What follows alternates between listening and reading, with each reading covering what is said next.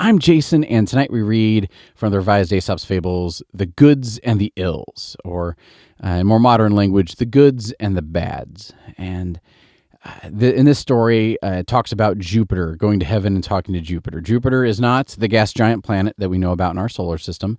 Jupiter is the basically Roman equivalent of Zeus in mythology.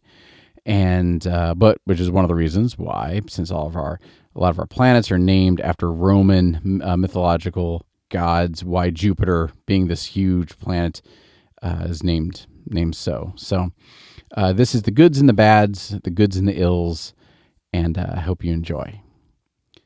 There was a time in the youth of the world when the goods and the bads entered equally into concern for men, so that the goods did not prevail and make them altogether blessed, nor the bads to make them wholly miserable. But, owing to the foolishness of mankind, the bads multiplied greatly in number and increased in strength until it seemed as though they would deprive the goods of all share in human affairs and banish them from the earth.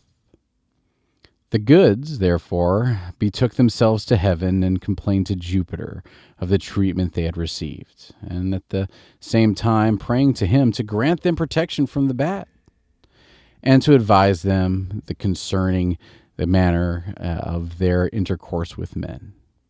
Jupiter granted their request for protection, and decreed that, for their future, the goods should not go among men openly in a body, and so be liable to attack from the hostile bads, but singly and unobserved, and at infrequent and unexpected intervals.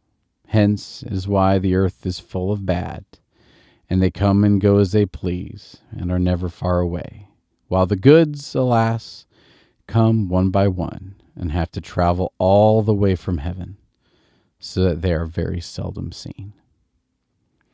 And this is the first time I've read this story, but it makes sense that why there seems to be so much bad in the world, and why good is so infrequent. But when good does come, it seemingly comes from heaven and has to travel far, and which is why it's always good for us to be instruments of good in this world and not instruments of bad, or in this case, be instruments of ill. It's better to be the goods in the world and not the bads of the world.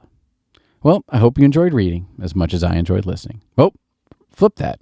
I hope you enjoyed listening as much as I enjoyed reading. Good night.